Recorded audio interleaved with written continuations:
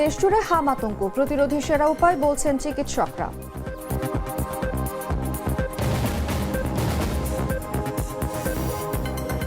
বাংলাদেশের প্রথম হজ ফ্লাইটে সৌদি আরবে পৌঁছেছে 419 জন যাত্রী।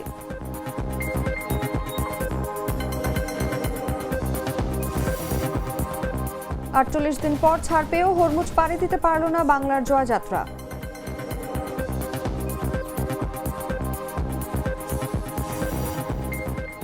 নতুন দফার আলোচনায় আগামী সোমবার পাকিস্তানে বসছে যুক্তরাষ্ট্র ও ইরান।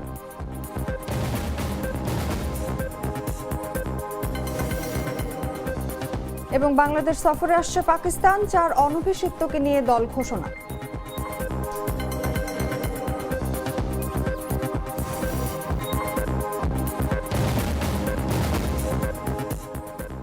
এতক্ষণ শুনছিলেন সংবাদ শিরোনাম। দর্শক আমন্ত্রণ দুপুর 1টা সংবাদে, সঙ্গে আছি আমি অনুভা বিশ্বাস।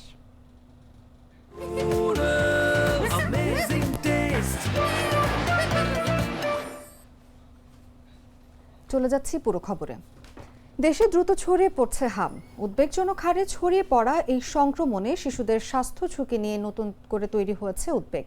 চিকিৎসকদের মতে কাশি ও হাঁচির মাধ্যমে সহজেই ছড়ানো এই ভাইরাস প্রতিরোধে সময় মতো টিকাদানই সবচেয়ে কার্যকর উপায়। তবে টিকাদানে অনিয়ম, ভ্রান্ত ধারণা ও সচেতনতার অভাবেই সংক্রমণ বাড়ছে। বিস্তারিত জাগো ডেস্ক রিপোর্টে।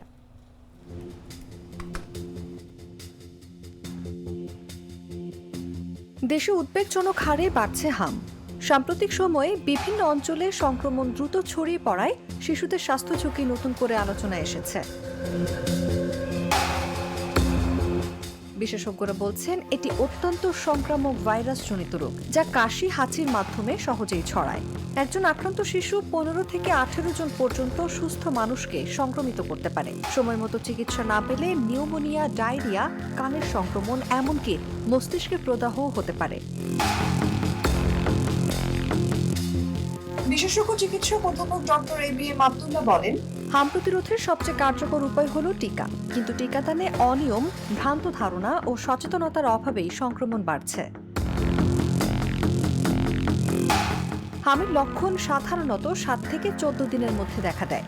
উচ্চ জ্বর, কাশি, নাক দিয়ে পানি পড়া, চোখ লাল হওয়া এবং মুখে কপ্লিক স্পট। কয়েকদিন পর শরীরে লাল লাল র্যাশ দেখা যায়। এই সময় আক্রান্ত শিশুকে আলাদা রাখা জরুরি। বিশেষজ্ঞ চিকিৎসক অধ্যাপক ডক্টর এবিএম আব্দুল্লাহর পরামর্শ অনুযায়ী পর্যাপ্ত বিশ্রাম, তরল খাবার, জ্বর নিয়ন্ত্রণে প্যারাসিটামল এবং ভিটামিন এ ক্যাপসুল খাওয়া প্রয়োজন। জটিলতা দেখা দিলে দ্রুত হাসপাতালে নিতে হবে। বিশেষজ্ঞরা মনে করছেন 9 থেকে 15 মাস বয়সে 2 ডোজ টিকা নিশ্চিত করা গেলে প্রায় 97% সুরক্ষা সম্ভব। তাই টিকাদান জোরদার, পুষ্টি নিশ্চিতকরণ ও স্বাস্থ্যবিধি মেনে চলাই এখন সবচেয়ে বড় চ্যালেঞ্জ। বাংলাদেশের প্রথম হজ ফ্লাইট সৌদি আরবে পৌঁছেছে। বিমান বাংলাদেশ এয়ারলাইন্স পরিচালিত BG3001 ফ্লাইটটি স্থানীয় সময় ভোর 4টা 20 মিনিটে কিং আব্দুল আজিজ আন্তর্জাতিক বিমানবন্দরে অবতরণ করে। এই ফ্লাইটে মোট 419 জন হজযাত্রী ছিলেন। শনিবার ধর্ম বিষয়ক মন্ত্রণালয়ের জনসংযোগ কর্মকর্তা মোহাম্মদ আবু বকর সিদ্দিক স্বাক্ষরিত এক প্রেস বিজ্ঞপ্তিতে এই তথ্য জানানো হয়। বিমানবন্দরে পৌঁছালে হজযাত্রীদের স্বাগত জানান সৌদি আরবে নিযুক্ত বাংলাদেশের রাষ্ট্রদূত মোহাম্মদ দেলওয়ার হোসেন এবং কাউন্সিলর মোহাম্মদ কামরুল ইসলাম। এ সময় যাত্রীদের ফুল দিয়ে শুভেচ্ছা জানানো হয় এবং তাদের হাতে রিফ্রেশমেন্ট কিট তুলে দেওয়া হয়। এর আগে প্রধানমন্ত্রী তারেক রহমান শুক্রবার রাত 11:30টায় হজরত শাহজালাল আন্তর্জাতিক বিমানবন্দরে হজ ফ্লাইট 2026-এর আনুষ্ঠানিক উদ্বোধন করেন। এবারের হজ ব্যবস্থাপনায় স্বস্তি প্রকাশ করেছেন হজযাত্রীরা। তাদের মতে যাত্রার শুরু থেকেই পুরো প্রক্রিয়াটি ছিল সুশৃঙ্খল ও ঝামেলামুক্ত, ফলে স্বাচ্ছন্দ্যের সঙ্গে হজ যাত্রা শুরু করতে পারছেন তারা।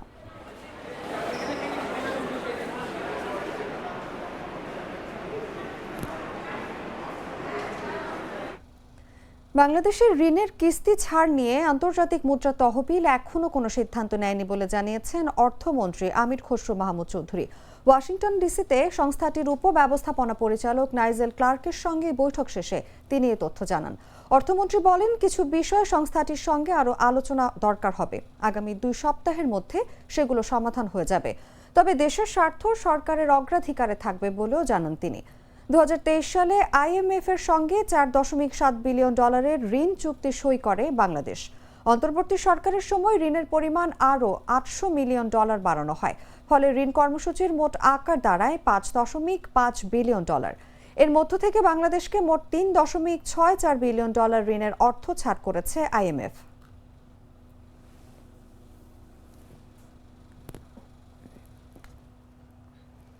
রাশিয়ান জ্বালানি আমদানির ক্ষেত্রে যুক্তরাষ্ট্রের কথিত ছাড় সংক্রান্ত খবর ভিত্তিহীন বলে জানিয়েছে বিদ্যুৎ, জ্বালানি ও খনিজ সম্পদ মন্ত্রণালয়। শুক্রবার মন্ত্রণালয়ের জনসংযোগ কর্মকর্তা মোহাম্মদ আরিফ সাদেকের সই করা এক বিজ্ঞপ্তিতে এই তথ্য জানানো হয়। বিজ্ঞপ্তিতে বলা হয়, জ্বালানি ও খনিজ সম্পদ বিভাগ 17 এপ্রিল বিভিন্ন দৈনিক পত্রিকায় প্রকাশিত বাংলাদেশের জন্য রাশিয়ান জ্বালানি আমদানির ক্ষেত্রে যুক্তরাষ্ট্র কর্তৃক নতুন 60 দিনের ছাড় দেওয়ার বিষয়ে প্রকাশিত কিছু সংবাদ দৃষ্টিগোচর করেছে। এই মর্মে স্পষ্ট করা হচ্ছে যে এই বিষয়ে জ্বালানি ও খনিজ সম্পদ বিভাগের কোনো অনুমোদিত কর্মকর্তা কোনো গণমাধ্যমকে কোনো তথ্য নিশ্চিতকরণ বা মন্তব্য প্রদান করেননি। এতে বলা হয়, আরও উল্লেখ যে 11 এপ্রিল হতে 9 জুন পর্যন্ত কথিত 60 দিনের ছাড় অথবা রাশিয়া থেকে 10 লাখ টন ডিজেল আমদানির কোনো পরিকল্পনা সম্পর্কে এই বিভাগ কোনো সংবাদ মাধ্যম বা সাংবাদিককে কোনো তথ্য প্রদান করেনি। বিভাগ আরও স্পষ্ট করতে চায় যে রাশিয়ান জ্বালানি আমদানির ক্ষেত্রে যুক্তরাষ্ট্রের কোনো ছাড় সংক্রান্ত বিষয় কিংবা বাংলাদেশ কর্তৃক রাশিয়া থেকে 10 লাখ টন ডিজেল ক্রয়ের কোনো প্রস্তাব, সিদ্ধান্ত বা ব্যবস্থা সম্পর্কে বিভাগের কাছে কোনো সরকারি তথ্য, হালনাগাদ তথ্য বা যোগাযোগ নেই।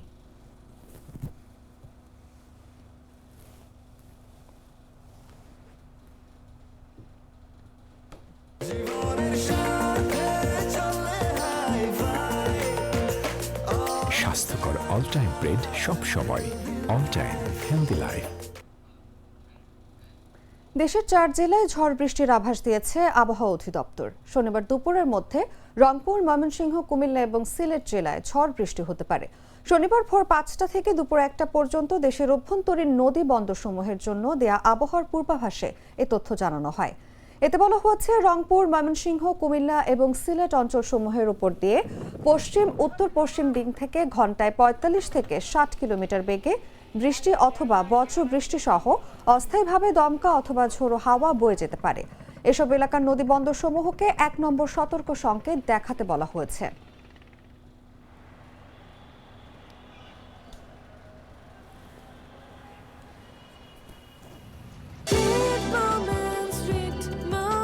Treat chocolate, treat moment, sweet moment. জানাবো আন্তর্জাতিক সংবাদ।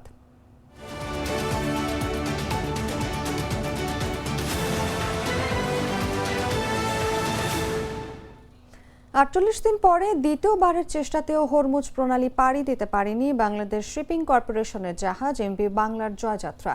হরমুজ প্রণালী সব ধরনের বাণিজ্যিক জাহাজের জন্য খুলে দেওয়ার বিষয়ে ইরানের ঘোষণার পর শুক্রবার রাত 9টার দিকে যাত্রা করে জাহাজটি। তবে হরমুজের কাছাকাছি গিয়েও ইরানি কর্তৃপক্ষের ক্লিয়ারেন্স না পাওয়ায় ফের পারস্য উপসাগরে আগের অবস্থানে ফিরে গেছে জাহাজটি। বিএসসির ব্যবস্থাপনা পরিচালক কমোডর মাহমুদুল মালিক জানান, বাংলার জয়যাত্রা বাংলাদেশ সময় শুক্রবার দিবাগত রাত 11টা 50 হরমুজ প্রণালীতে প্রবেশ করলেও ইরানি কর্তৃপক্ষের ক্লিয়ারেন্স না পাওয়ায় পুনরায় ফিরে গেছে। মধ্যপ্রাচ্য সংকটের পর জাহাজটি প্রায় 48 দিন ধরে মধ্যপ্রাচ্যের কয়েকটি বন্দরে অবস্থান করে। সর্বশেষ সৌদি আরবের রাস আল খায়ের বন্দর থেকে 37,000 টন সার লোড করে দক্ষিণ আফ্রিকার কেপটাউনে যাওয়ার কথা ছিল। হরমুজ বন্ধ থাকায় জাহাজটি রাস আল খায়ের বন্দরে আটকে পড়ে। পরে আমেরিকা ও ইরানের সঙ্গে যুদ্ধবিরতি ঘোষণা হলে 8 এপ্রিল জাহাজটি কেপটাউনের উদ্দেশ্যে রাস আল খায়ের ত্যাগ করে। 10 এপ্রিল শুক্রবার জাহাজটি হরমুজের কাছাকাছি পৌঁছে ট্রানজিট ক্লিয়ারেন্স চাইলে ইরানি কর্তৃপক্ষের আবেদন প্রত্যাখ্যান করে। পরে কাছাকাছি নিরাপদ অবস্থানে নোঙর করে ফেলে জাহাজটি।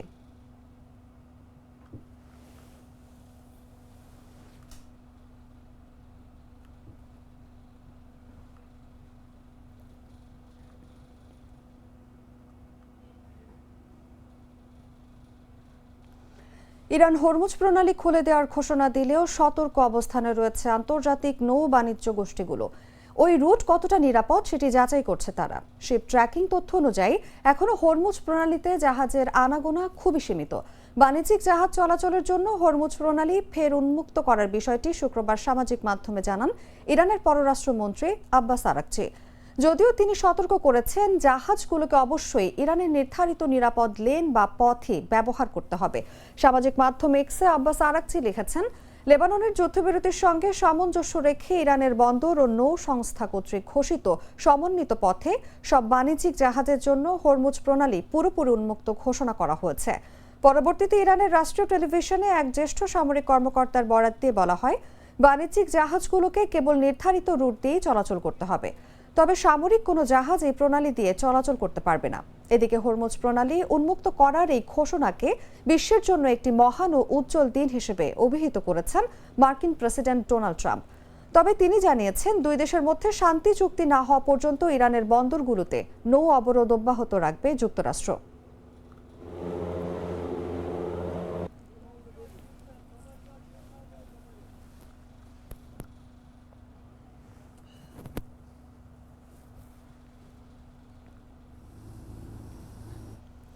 যুক্তরাষ্ট্র ও ইরানের মধ্যে নতুন দফার আলোচনা আগামী সোমবার অনুষ্ঠিত হবে। ইরানের একটি সূত্র সংবাদ মাধ্যম সিএনএনকে এ তথ্য জানায়। প্রতিবেদনে জানানো হয়, পাকিস্তানের রাজধানী ইসলামাবাদে আবারও আলোচনাকে সামনে রেখে রোববার ইসলামাবাদে পৌঁছাতে পারেন আলোচনাকারীরা। মার্কিন কর্মকর্তারা আলোচনার সময়সূচি নিশ্চিত না করলেও দেশটির প্রেসিডেন্ট ডোনাল্ড ট্রাম্প বলেছেন, অনেক ভালো কিছু ঘটতে চলেছে। এর মধ্যে লেবাননও অন্তর্ভুক্ত রয়েছে। অ্যারিজোনার ফিনিক্সে টার্নিং পয়েন্ট ইউএস এর একটি অনুষ্ঠানে ট্রাম্প জোর দিয়ে বলেন, যেহেতু বেশিরভাগ বিষয় এরই মধ্যে আলোচনা ও সম্মতি হয়েছে, তাই আশা করি প্রক্রিয়াটি খুব দ্রুত এগিয়ে যাবে।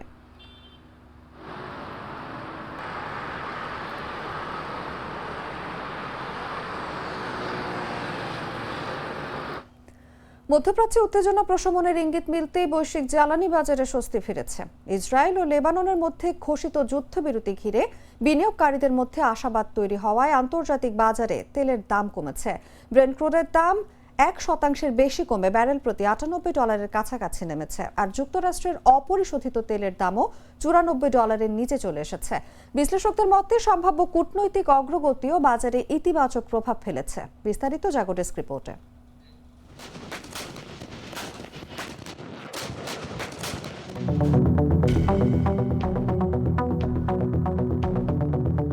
ইসরায়েল ও লেবাননের মধ্যে যুদ্ধবিরতি ঘিরে বিনিয়োগকারীদের মধ্যে আশাবাদ তৈরি হয়েছে যে মধ্যপ্রাচ্যের সংঘাত শিগগির শেষ হতে পারে। এতে বিশ্ববাজারে জ্বালানি তেলের দাম কমেছে। ব্রেন্ট ক্রুডের দাম 1% বেশি কমে ব্যারেল প্রতি $98.05 নেমে এসেছে। যুক্তরাষ্ট্রের তেলের দামও $94 নিচে নেমে গেছে। গত মার্চে ইরানকে কেন্দ্র করে যুক্তরাষ্ট্র ও ইসরায়েলের যুদ্ধের কারণে তেলের দাম প্রায় 50% বেড়েছিল। সম্প্রতি দাম $100 নিচে নামলেও পুরো সপ্তাহ জুড়ে $90 ঘরে অবস্থান করছে। এদিকে ডোনাল্ড ট্রাম্প জানিয়েছেন, এই সপ্তাহে পাকিস্তানে যুক্তরাষ্ট্র ও ইরানের কর্মকর্তাদের মধ্যে বৈঠক হতে পারে। এই সম্ভাবনাও বাজারে ইতিবাচক প্রভাব ফেলেছে বলে মনে করছেন বিশ্লেষকরা। লেবাননে 10 দিনের যুদ্ধবিরতি ঘোষণা করেছেন মার্কিন প্রেসিডেন্ট ডোনাল্ড ট্রাম্প। ইসরায়েলি প্রধানমন্ত্রী বেঞ্জামিন নেতানিয়াহু এবং লেবাননের প্রেসিডেন্ট জোসেফ আউনের সঙ্গে কথা বলার পর এই ঘোষণা দেন তিনি। বাংলাদেশ সময় শুক্রবার ভোর 3টা থেকে ইসরায়েল ও লেবাননের মধ্যে এই যুদ্ধবিরতি কার্যকর হবে।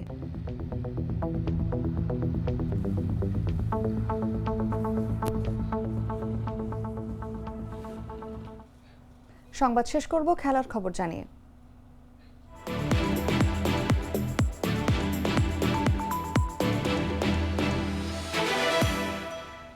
পাকিস্তান সুপার লিগের পর বাংলাদেশ সফরে আসছে পাকিস্তান ক্রিকেট দল।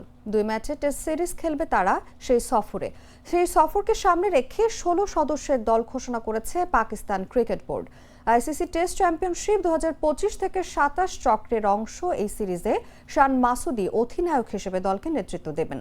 পাকিস্তান দলে জায়গা পেয়েছে 4 জন অনভিষিক্ত খেলোয়াড়, আবদুল্লাহ ফজল, আহমদ বাট, আজান আওয়াইস এবং মোহাম্মদ গাজী ঘুরি। অন্যদিকে পাকিস্তান ক্রিকেট বোর্ড সাবেক অধিনায়ক সরফরাজ আহমেদকে এই সফরের জন্য প্রধান কোচ হিসেবে নিয়োগ দিয়েছে।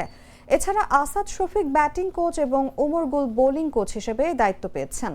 সিরিজের ম্যাচ দুটি হবে ঢাকা ও সিলেটে। প্রথম টেস্ট আগামী 8 মে শুরু হবে ঢাকায়। এরপর দ্বিতীয় টেস্ট 16 থেকে সিলেটে। আগামী 2রা মে পাকিস্তানের টেস্ট স্কোয়াড বাংলাদেশের উদ্দেশ্যে রওনা দেবে।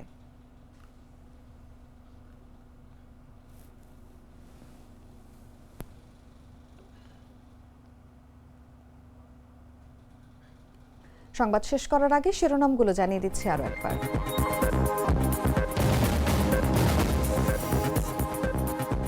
দেশজুড়ে হাম আতঙ্ক, প্রতিরোধে সেরা উপায় বলছেন চিকিৎসকরা।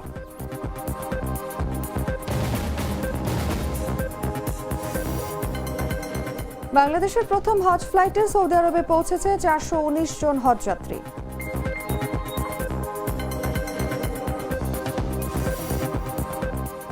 48 দিন পর ছাড় পেয়েও হরমুজ পাড়ি দিতে পারল না বাংলার জয়যাত্রা।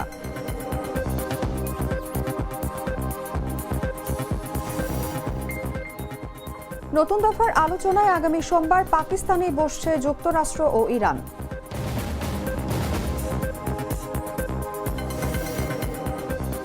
এবং বাংলাদেশ সফরে আসছে পাকিস্তান, 4 অনভিষিক্তকে নিয়ে দল ঘোষণা।